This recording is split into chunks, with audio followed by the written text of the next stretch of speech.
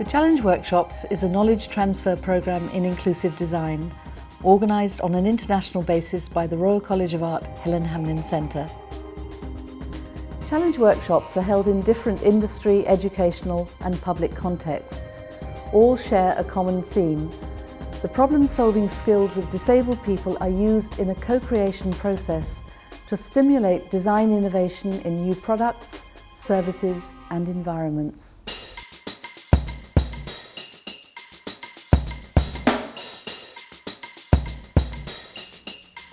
This short film looks at the experience of a 3-day challenge workshop held in London. Working with people living with rheumatoid arthritis and healthcare professionals, designers from 5 countries explored how to design inclusively. So what do we mean by inclusive design? And why is it so important to designers, consumers, manufacturers and service providers? In the United States and East Asia, it's called universal design, a term that expresses the aspiration that design will meet universal needs. In Europe, we prefer the word inclusive to describe the process of user inclusion by which one arrives at good design. The inclusive design within the context of good design involves users, finds out what's right for users and designs around their level of capability. But the important thing is, it's sexy design, it's beautiful design, it's elegant design, it's making products that people want. So whilst it's about needs and functions, the important thing is that people really want it at the end of the day. Put simply, if we are to design well, we must recognise the diversity of people and contexts of use for products, services and environments. If we are to design effectively for a broader spectrum of the population, we must listen to voices that have long been excluded because they're seen as atypical, a minority, or do not conform to an average stereotype. È un mondo carico di barriere architettoniche, è un mondo carico di barriere mentali, è un mondo carico di difficoltà per una persona che non fa parte della moltitudine. And they're trying, there's a lot of weight, and I don't think they're particularly well designed. And I think we need to find proactive, creative ways to include them in an empathic, user-centered design process. One that places their aspirations and needs at its core, so that what we design is more effective in ergonomic and business terms. going this way, Yes. you can't do that with your wrist. It's got to be like How can we ensure that what we design is indeed inclusive? The answer is by broadening the spectrum of user input to include those who are commonly forgotten. Older and disabled people are most affected by poor design, by print too small to decipher, buttons too stiff to operate, or interfaces that are impossible to use in cognitive or sensory terms. Those whom design fails catastrophically and regularly develop a range of skills and strategies that are invaluable to designers. They devise ingenious ways of overcoming design failure.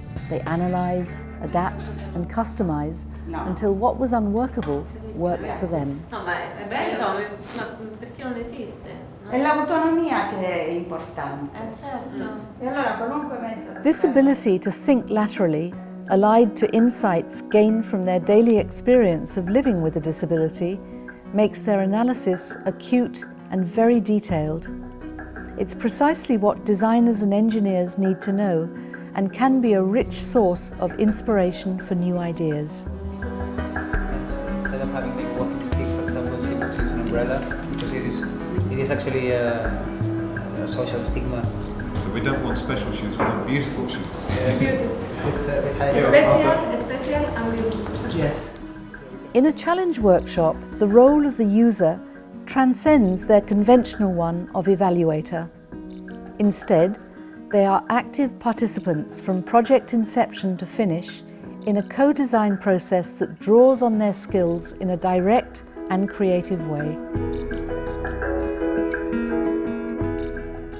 Central to the methodology is the use of disability as an inspirational trigger for new design thinking.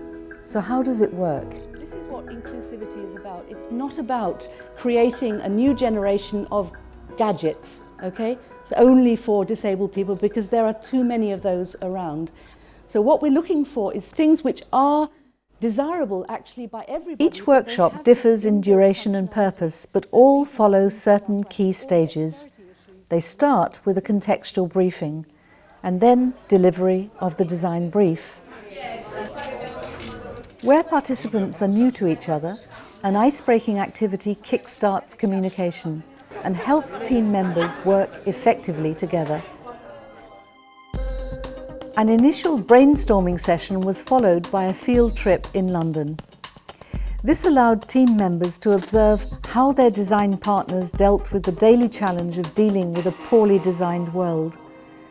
These interactions were documented in sketches, images and video for use in the design process.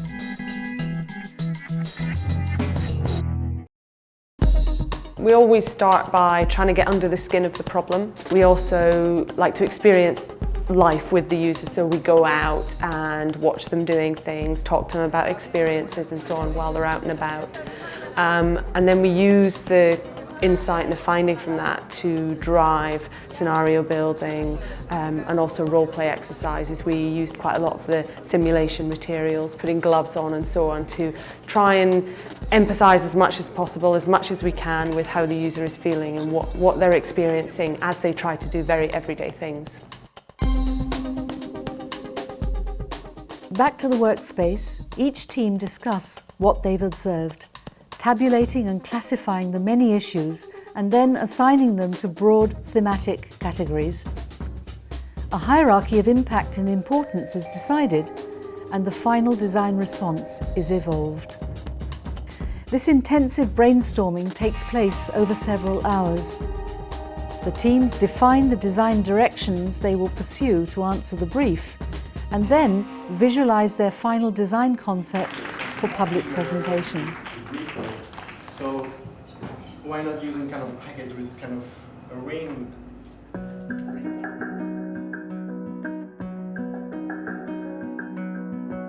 This workshop generated 16 design concepts, of which 6 were prototyped.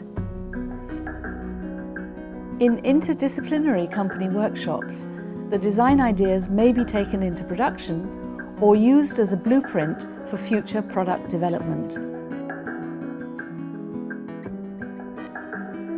In the public challenges, designers network and experience a different collaborative way of working that can be directly applied to their professional practice. Whatever the context, the results demonstrate the inspirational nature of the challenge process, from innovative new products, visual communications campaigns, to imaginative possibilities of how technology can be harnessed for the brave, new, inclusive world of all our futures.